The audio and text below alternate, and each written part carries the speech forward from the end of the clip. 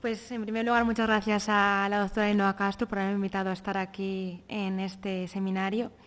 Yo precisamente empecé la tesis doctoral hace ahora mismo más o menos 3 años. Y claro, hace 3 años, pues quizás es cuando te toca tomar unas decisiones más importantes de tu vida, que es escoger el tema de investigación, porque es lo que te va a marcar tu futuro académico, ¿no? Entonces, claro, ya sabes que cuando empiezas el doctorado, pues siempre estás con la ilusión de, a ver si puedo resolver algo que aún esté sin resolver o que tenga muchas incógnitas. Entonces siempre te mueve esa ambición académica que luego la madurez científica te hace modularlo. Pero bueno, es como empezamos yo creo que todos. Entonces me llamaba mucha la atención las pizarras porque había leído sobre ellas y veía que todavía existían muchas incógnitas por resolver. El quién las utilizó, por qué se utilizaron, cuándo se utilizaron. Y pues bueno, se lo comenté a mi director, a Santiago Castellanos, y pues me animó a ir por esta vía, a investigar sobre las pizarras de época visigoda. Pero claro, me surgió el primer problema y era ¿cómo puedo investigar estas pizarras? Porque sobre ellas se podían realizar muchos tipos de estudios. Podías realizar estudios filológicos, como eran los que realizó en su momento y se continúa realizando Isabel Velázquez, como bien ha dicho Iñaki, en su edición del 89, luego revisada en 2004 y que continúa actualmente. Pero también se podían realizar estudios iconográficos sobre la simbología de las pizarras de dibujo, como lo hicieron también en su momento, en los años 90, Santonja y Moreno, y también estudios de tipo económico, porque hay muchas pizarras que muestran pues transacciones económicas, compraventas y también las pizarras cifradas que nos pueden indicar algún tipo de contabilidad. Estos tipos de estudios vienen siendo realizados por Pablo de la Cruz y más profusamente por Iñaki Martín Viso y continúan también en la actualidad. Pero junto a estos estudios yo le quería dar también una perspectiva más social, es decir, intentar investigar a las sociedades rurales a través precisamente de estas pizarras. Y por ahí comencé, quería darle un enfoque social. Y esto es sobre todo para los alumnos de grado y máster que se animen a hacer un doctorado, primero tienes que hacer una serie de preguntas que quieres resolver a partir del material que tienes, que en este caso eran las pizarras. Entonces, claro, la primera pregunta que me surgió era, ¿quién utilizó las pizarras desde el punto de vista social? ¿Por qué se utilizó esta pizarra y, por ejemplo, en otro tipo de material? ¿Qué significan las cifras? Esto es quizás lo que más me motivaba, ¿no? ¿Qué significan las cifras? ¿Qué significan los dibujos? ¿Para qué se utilizaron? Y sobre todo, ¿qué cronología tienen? ¿Cuándo se realizaron? Pero claro, siempre hay que empezar por una pregunta nuclear que sea la que dé pie a responder al resto. Y para mí mi pregunta nuclear era ¿quién había utilizado esas pizarras? ¿Quién las utilizó? Pero claro, ahí me surgió mi segundo problema metodológico y era ¿cómo puedo definir el quién? ¿Qué es quién? Entonces, ¿quién podía ser muchas categorías?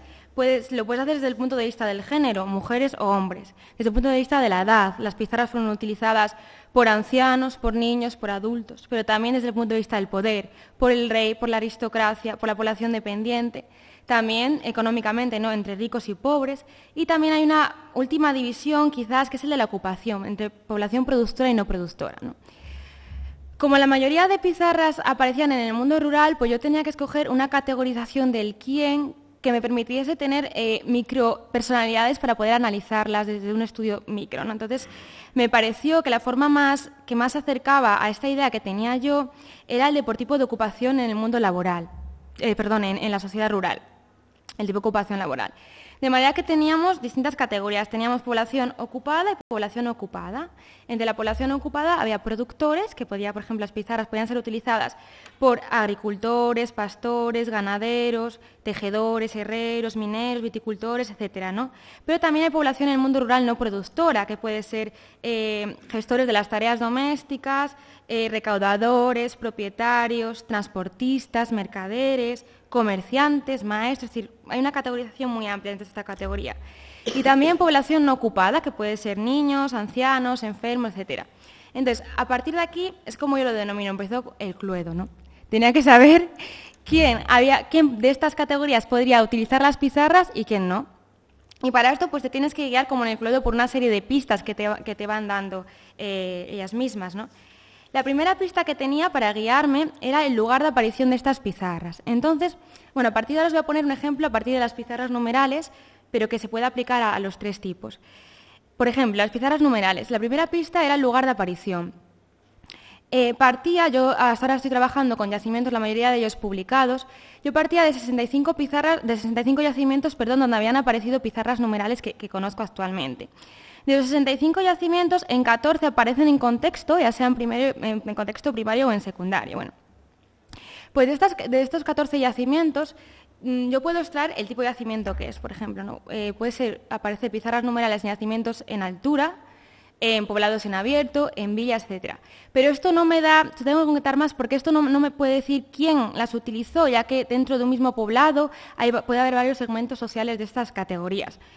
Por eso necesitaba concretar más esta idea, ¿no? Entonces, la segunda concreción es el contexto de aparición, ya sea bien en contexto primario o secundario. De estos contextos analicé 20 en concreto, ¿no? Y de estos 20, sorprendentemente, bueno, esto se va a publicar en un artículo que está en prensa, pero de estos 20 estructuras de aparición por nivel funcional, en 10 de ellas aparecían pizarras numerales ligadas a estructuras domésticas, o sea, con hogares, ligados a cerámicas comunes, etcétera. Un ejemplo es, por ejemplo, el yacimiento del Cuarto de las Ollas, en la Alegoriza, que pese a ser un centro productivo, que se categoriza como centro productivo, las pizarras aparecieron asociadas a estructuras domésticas y cerámicas comunes. O, por ejemplo, Montalcade también, donde sí que es cierto que 3 aparecen ligados a un contexto de producción de vino, pero el resto de las pizarras que aparecen en el yacimiento están también ligadas a estructuras domésticas. Reitero que estoy trabajando con yacimientos, la mayoría publicados. Bueno. Entonces, ¿esto qué quería decir? Pues aquí ya puedo más o menos ver quién sí y quién no. ¿Quién la puede utilizar en este contexto? Bueno, pues puede ser niños, sí, porque podían estar en las estructuras domésticas. Puede ser gestores domésticos, pues también. Ancianos también, y no vas eliminando así. ¿Pero quién no puede ser? Pues, por ejemplo, transportistas, mercaderes, comerciantes. Vas eliminando así categoría a categoría. Bueno, una vez que tenía más o menos esta idea, estoy poniendo un ejemplo en concreto, pero hay muchos más quiénes, pero este es un ejemplo que quería traer aquí, porque es el más abundante. Hay que continuar con estas pistas de Cluedo. Entonces, ¿cuál es la segunda pista que tengo? La segunda pista que tengo son los paralelismos. Si yo lograba encontrar a nivel antropológico o por medio de la historia comparativa paralelismos de la utilización, por ejemplo, de un sistema numeral similar por parte de población iletrada, de población campesina, pues también era un indicio más de esta utilización, ¿no? Entonces, por ejemplo, a nivel antropológico existen los conocidos como palos tallados o tally stick, que muestran un sistema de contabilidad parecido y que es utilizado por por población campesina, como ocurre, por ejemplo, con los pastores dálmatas, los pastores suecos, los toscanos, ¿no? También los zuñes de Nuevo México al otro lado del charco. Es decir, hay multitud de ejemplos de esta utilización. Pero también a través de la historia comparativa, es decir, encontrar otras cronologías, aunque fuesen otras latitudes, de población que pudiese utilizar un sistema también parecido. Y este es el caso, por ejemplo, en Nóvgorod, se encontró también un tipo de utilización de un sistema numeral similar también en palos tallados del siglo XI, datado en el siglo XI. Entonces, todo esto me iba dando pistas de esta posible utilización. Bueno.